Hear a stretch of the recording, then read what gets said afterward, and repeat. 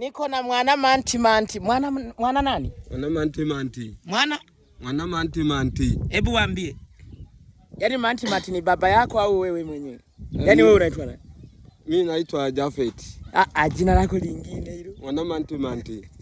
Wewe ni Msukuma?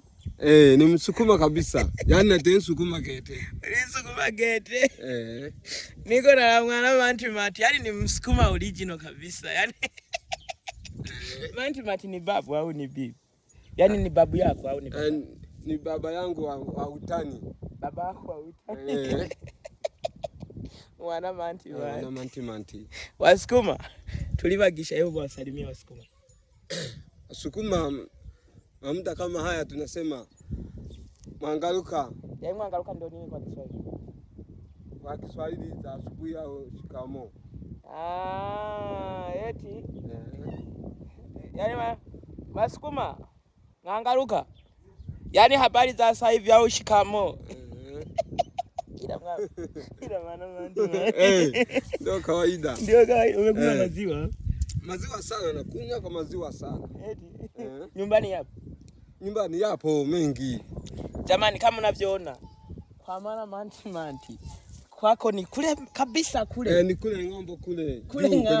Kwenye nyumba zile zinaonekana. Jirani yako ni kama kilomita ngapi ili ufike kwa jirani yako? Kama mita 7 hivi. Mita 7? Ndio jirani yangu huyo. Ndio jirani yako huyo? Sasa ukipata tatizo, uogopi? Amna, siwezi nikaokopa. Kwa kule unaweza kumwacha mke wako miaka na ukaenda kutafuta hela.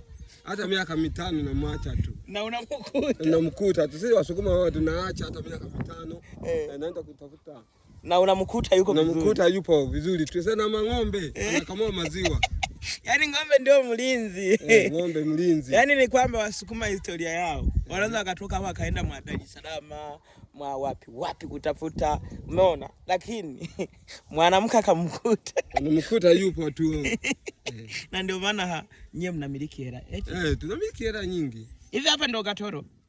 Hapa Katoro iko mbali kidogo. Ila si majirani. Ni majirani na Katoro. Na nasikia hapa. Mbela. Nasikia hapa mnataka. Mzewe. Na hapa nasikia mnataka kupajenga kuliko Katoro.